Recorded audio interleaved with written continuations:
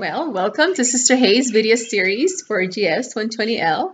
I'm happy to be here today with all of you, and today I just have some tips that I want to give to you to apply for lesson 3. So first off, let's start talking about our discussion board. As we all know, you need to have 1 initial post and 3 reply posts. Some of you are doing really great replying to your classmates. However, I need you to provide an initial post. And what does that mean? It means that you're going to have to look at the prompt at the top of the discussion board, pick a question that you want to answer, and then expand on that question. That would be considered your initial post. Then you're going to look at other people, your classmates' initial posts, and you're going to pick 3 that you want to respond to. Of course, you can respond to as many as you want to, but at least the requirement would be to do 3 for the week. And so remember, don't forget your initial post and don't forget your 3 reply posts to be able to get full credit for your discussion board activity. The second thing I wanted to talk to you about was plagiarism.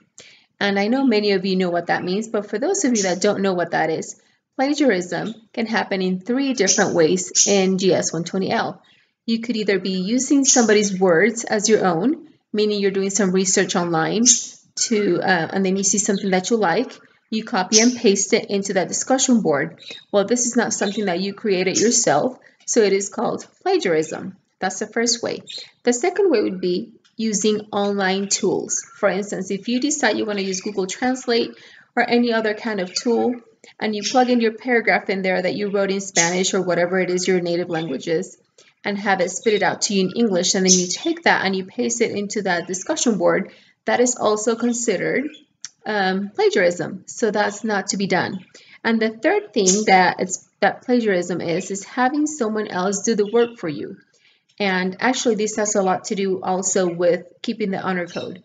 So remember that those 3 things that we're talking about cannot happen in GS120L or in any other setting for that matter. You need to create your own content when you're answering those questions in that discussion board. So remember to use the tools that we're providing for you to use to help you with those vocabulary words. Remember to use the dictionary, and I would specifically suggest that you use an English to English dictionary to help you learn those words and internalize what the meaning of those words is, instead of having to translate those words in your head each and every time. So remember, excuse me. Remember, no Google Translate, no online tools. Use your dictionary or any online dictionary. Don't have someone else do the work for you. And don't copy somebody else's words and make them look as if they were your own. Okay? My third point has to do with the listening and speaking log.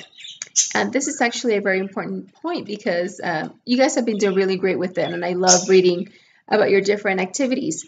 There's one specific prompt on the list of activities that says that you can actually have someone other than your speaking partner to talk with you for an amount of 15 or 30 minutes. I'm not sure what the amount was. But when it says the phrase other than, that means that you should not count your speaking partner appointment as one of your activities for the week. Okay, so you need to think about 5 different activities that you will choose from that list of activities that we're giving you, but your speaking partner activity is not to be counted as one of those. Just wanted to clarify that. Let's see. This week, lesson 3, we're starting our late work. We're putting into effect our late work policy. So if you go to your menu on your, I'm not sure, I think it may be on your left-hand side of the monitor. If you scroll down, there's going to be a new folder that says late work policy. Make sure you look at that because I'm going to be explaining a little bit more what the late work policy for my course will be.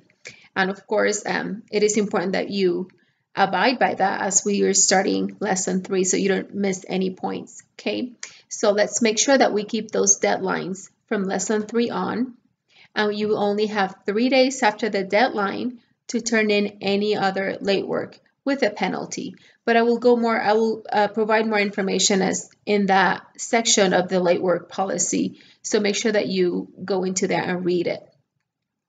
Let's see, I'm going to also provide you with a class info sheet, which will be attached to the bottom of the screen that you can look at, and that'll also list you my late work policy and any other information that you may need. And also, I'm going to be providing you through announcements a little bit more information on plagiarism. So make sure you access your announcements and look for that announcement that I'm going to be posting this weekend. So let's see if I missed anything else. I think that's it for this week. If you have any questions about the lesson this week, lesson 3, please do not hesitate to start a new thread up at the top of the screen. Ask any questions you may have. I'll be visiting this page regularly to be able to address any questions. And remember that all you need to do is do your best, and the Lord will make up the difference. Thank you for being here with me today, and I hope to see you on that discussion board soon. Bye-bye.